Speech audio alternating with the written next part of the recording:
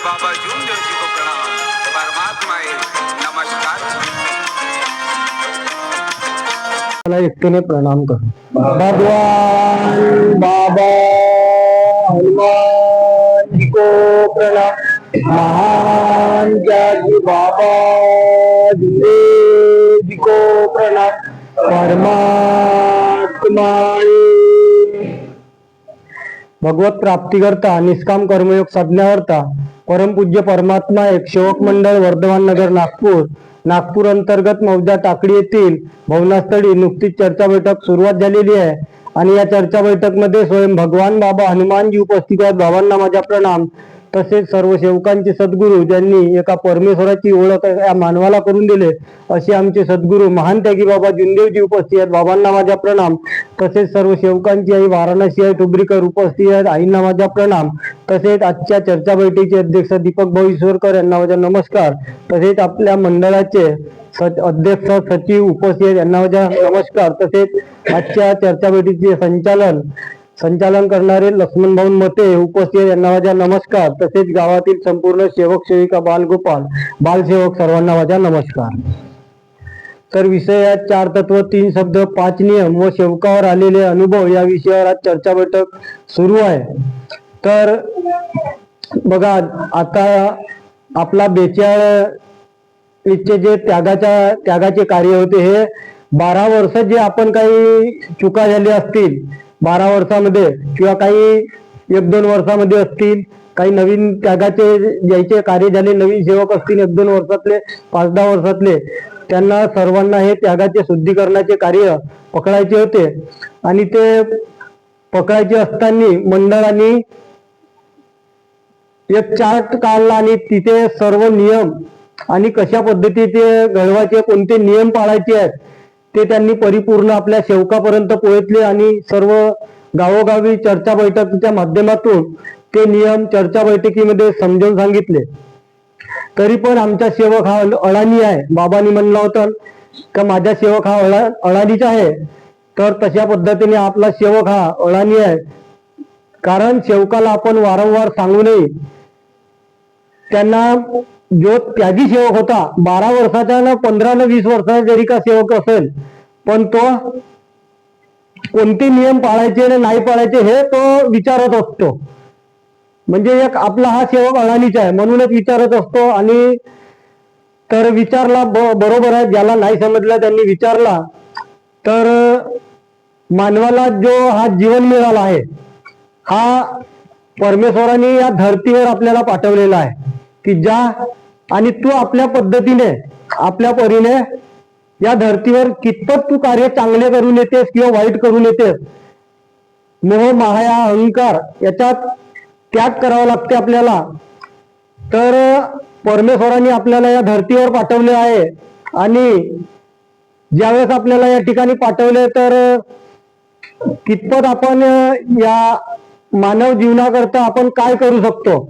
आपल्या जेव्हा पैसा येतो तेव्हा अहंकार निर्माण होतो आणि शेतीवाडी सर्व काही झाला तेव्हा आपल्या जेव्हा अहंकार होतो, मग आपण परमेश्वराला विसरतो, तेव्हा मग आपल्यावर दुःख येतात।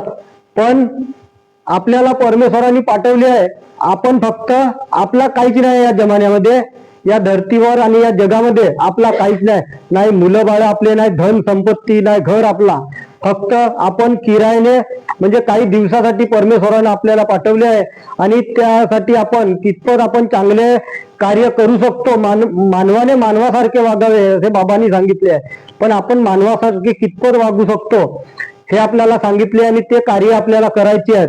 तर या 42च्या शुद्धीकरणाच्या कार्यामध्ये माझे सुद्धा कार्य चालू असताना कमीत कमी 20 ते 21 दिवस झाले होते आणि मी फक्त सल्फेटची एक युरियाची चुंगडी इथून मी घेतलो आणि घरी नेलो आणि घरी गाडीवर सजली मी उचललो। मला कमरेचा त्रास पहिलेपासूनच होता आणि तो एकल्यानेच मी त्या गाडीवरून चुंगडी उचललो आणि घरी नेऊन ठेवलो आणि त्या दिवसपासून जे माझ्या कमरेची नस लागली तर ते पूर्ण म्हणजे मला कोणतेच कामं करू देत नव्हते। म्हणजे उभा कधी राहिलो तर 15-20 मिनिटं फक्त उभा राहतो होतो आणि उभ्याच खालतं बसावं लागे, मला झोपावं लागे। तर बोलण्यावर तर झोपलोच नाही मी. मग त्यागावर जेव्हा नस लागली तेव्हापासून मी खालतच झोपत होतो घरी बी. एक दिवस इकडे आलो राजूभाऊच्या इकडे, तिथे उभा होतो तर उभ्याच तिथे झोपलो राजूभाऊ बरोबर आहे खालतच तिथेच झोपलो, कारण मला सईनच नव्हतं. मी शेतावर गेलो, तिथे ट्रॅक्टर चालू होता, धुऱ्यावर उभा राहिलो, तिथे 15 मिनिटं उभा राहिलो, झाडाला टेको नाही तर मग त्या धुऱ्यावरच झोपून जाऊ, म्हणजे नस एवढी लागत होती. मग पाहुणीकडे गेलो दुसऱ्या दिवशी पाहुणीवरच्या बांध्यावर गेलो, तर तिकडं मग आमचे भोला खंगार होते. तर काहून असा करतेस म्हणे तू म्हणे, तेथे मी रोडावरच झोपो, म्हणजे नसच तशी लागत होती, म्हणजे ठरवूनच नाही येतात मले. मग म्हणते तू एक काम कर म्हणते ज्योत लावतेस तेव्हा म्हणते ज्योतीच्या तेल आणि रक्षा म्हणते लावून घ्यायचा, पोरीले नाही तर सुनबाईले म्हणते फूक मारावं लावायचा म्हणते, बिलकुल आराम होऊन जाईल म्हणते. मग त्यानं सांगलं, तेव्हापासून मग मी ते ज्योत लावून झाली का मग तीर्थन रक्षा घेतलो हातानं का कमरेले लावायचा, आणि मग माझ्या पोरीले सांगायचा बेटा 11 वेळा येते कमरेवर तू फूक मार. तर दुसऱ्या दिवस पासूनच पूर्ण आराम झाला. आराम झाल्याच्या नंतर मग म्हणलं आता कमरेला तर आरामच झालाय पूर्ण. मग मी टोंगऱ्याला आपल्या लावायला बसलो. मग 2-4 दिवस मी टोंगऱ्याला लावलो. तर जे टोंगऱ्याला मला पहिलेपासून जो दुख होता, म्हणजे लंबे पाय करायचा, म्हणजे खूपच दुखत होते पहिले टोंगरे, तर मी लंबे पाय करून बसत होतो. तर त्या टोंगऱ्याच्या आज मी आता बसलो तर पूर्णपणे मेटी मारून बसलो, नाही तर पहिले मी भवनात तर लंबा पाय करून बसत होतो.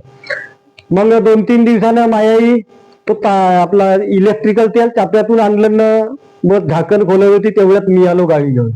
तर ते झाकण खोलत होती तर मी म्हणलो तू का करू राहिली, का तेल लावतो म्हणते. तुला कोण सांगलं म्हणला तेल तरी लावून जमते का तुले, आपले म्हणलं त्यागाचे कार्य चालू आहेत आणि तुला तेल लावशील तर फेल लावतील का म्हणलं, लावायचं आहे तू ज्योतीतला लाव आणि रक्षा लाव. आता लाव कसं आहे, जर चूक व्हायची असली तर कोण्याही पद्धतीने होते, आणि आता जर तेवढ्यात मी जर नसतो आलो तर ते तेल लावून घेते इलेक्ट्रिकलचा तो जर लावला तेल.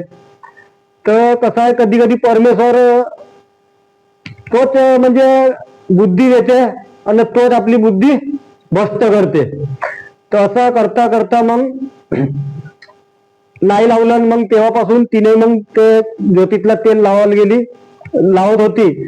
मग 39-40व्या दिवशी माझी तब्येत अशी, म्हणजे मला ताप आला ना, मला संडास कर, म्हणजे मी रातभर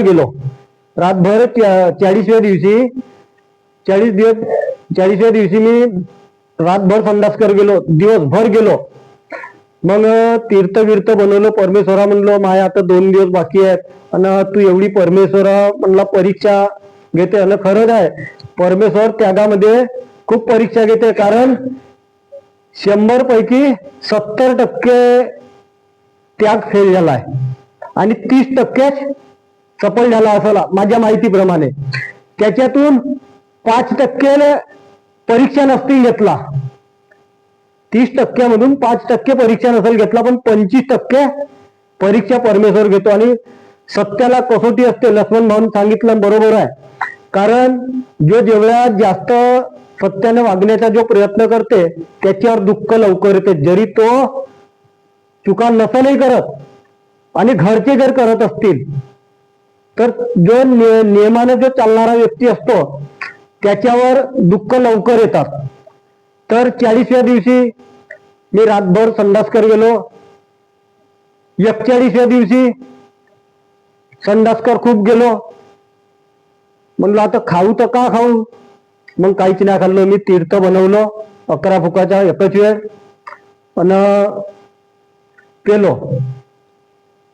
फार कमी झाला, पण संडास माझी पातळ खूप जात होती. पण मी त्याही दिवशी कोणती औषध नाही, काही नाही घेतलो, आणि तरी पण संडास कर माझ्या झाडात चालूच. मग म्हणलं कोणी म्हणत तू दवाखान्यात चालला जा म्हणत, फालतू हेलपिटा होऊन जात. म्हणलो मी काय होत नाही तेवढा, म्हणला माझ्या पाठीची नस लागली तेव्हाच नाही गेलो, तर मी आता काही झालं तर किती काही मी लुस्त पडीन नाही काही पडी, पण म्हणलं या संडाससाठी मी तर जाणार नाही. पण माझ्या त्याग 41व्या दिवशी बी पार पडला, समाप्ती झाल्यावर मी हरुभाऊले फोन केलो, म्हणलं अशी गोष्ट आहे, समाप्ती झाली. आणि 3 दिवस मी सतत रात दिवस संडास कर गेलो, पण म्हणला मी म्हणजे माझ्या म्हणलं स्टॅमिना चांगलाच आहे, म्हणलो कमजोर म्हणजे असक्तपणा मला कधी आलाच नाही म्हणलो. एवढ्या संडासकर नाही तर संडासकर जाणारा माणूस असक्त पडते. पण मी म्हणलो असक्त की काय पडलो नाही, तरी पण म्हणलो माझी इच्छा आहे म्हणलो नागपूरला येवाची. तर एवढी इच्छा आहे तर मग ठीक आहे ना म्हणते. तुला वाटते कल्पनाबाई मती आहे काय ती? नाही आहेत. मी त्याला गोळ्या मागतलो, समाप्ती झाल्यावर 4 गोळ्या संडासच्या दिला, पण नाही खाल्लो. मी पहिले फोन लावलो, जी म्हणला गोळ्या गिळ्या घेतलो म्हणलो आहेत, मागतलो, समाप्ती झाली तर म्हणला जमते. तर म्हणते एक दिवस ना थांबू शकत असतील तर पाय म्हणते ना, तुला वाटत असेल तर खा म्हणते. थांबू शकतो जी म्हणलो. आणि एक तर मी नागपूरला जायची तयारी केलं म्हणलो. कारण आपल्या भवनामध्ये 42व्या दिवशी कार्यक्रम होता, तर त्या ठिकाणी येवायचं आहे म्हणलं. तर ठीक आहे म्हणते, तुम्ही येऊन राहिला का म्हणते. हो म्हणलं आम्ही गाडी गेला येत आहोत. तर ठीक आहे म्हणते, या म्हणते. मग तुम्ही म्हणते पाय म्हणते एक दिवस राहू शकत असतील तर आहे म्हणते, आजचे दिवस नाही खाल्ला असतं का फरक पडत. तू तू तू आपला विचार पाय म्हणते, मी म्हणत नाही म्हणते. बरं म्हणलं तुमच्या शब्दावर मी आता नाही म्हणला, जो होईल तो परमेश्वर पाहेल, पण शब्दावर सक्ती कार्य करते. कधी बी आपण कितीही म्हणला, एखाद्यानं म्हणला तू असा करणं तशा पद्धतीने जर आपण केला तर त्या शब्दावर बिलकुल आपल्याला आराम मिळते. कारण शब्दावरच परमेश्वर उभा राहते. आपण सेवक म्हणतो काय, सेवकाने आपल्याला मार्गदर्शन केलं तर माझे दुःख दूर झाले, आता तुम्ही म्हणून सांगितलं. पण अनेक वाला जेव्हा मार्गदर्शन करते अनेक वाल्यानेच, तेव्हा सुद्धा दुःख दूर होते. अनेक वाला समजा आता हा एक अनेक वाला आहे, याच्यावर दुःख आहे पण हा मार्गात नाहीये. पण याच्या जेव्हा दुसरा अनेकवाला आपले दुःख सांगते तेव्हा हाच मार्गदर्शन करते. कोण? ज्याच्यावर दुःख आहे तो मार्गदर्शन करते का तू परमात्मा एकचा मार्ग घे, तेथे तुझे दुःख बरे होतील. पण हा नाही घे, त्याने मार्गदर्शन करते चांगल्या प्रकारे आणि तो मार्गाचा स्वीकार करते, तेव्हा त्याचे दुःख दूर होते. असं नाही आहे का मार्गाच्याच माणसानं मार्गदर्शन केल्यावर दुःख दूर होते. एखादी अनेकवाला माणूस जर चांगल्या प्रकारे या मार्गाचा जर विचार दुसऱ्याने जर सांगितलं तर त्याच्या माध्यमातून तो जर सेवक तो मार्गाचा स्वीकार करत असेल तेव्हा सुद्धा त्याचे दुःख दूर होते. तर असा हा परमेश्वर आहे आणि शब्दावर सक्ती कार्य करते. म्हणून सेवकांनी सत्य, मर्यादा आणि प्रेमाने वागण्याचे प्रयत्न करा. मी सुद्धा करीन. आणि एवढे बोलून मी माझे 2 शब्द पूर्ण करतो. सर्वांना माझ्या नमस्कार. नमस्कार.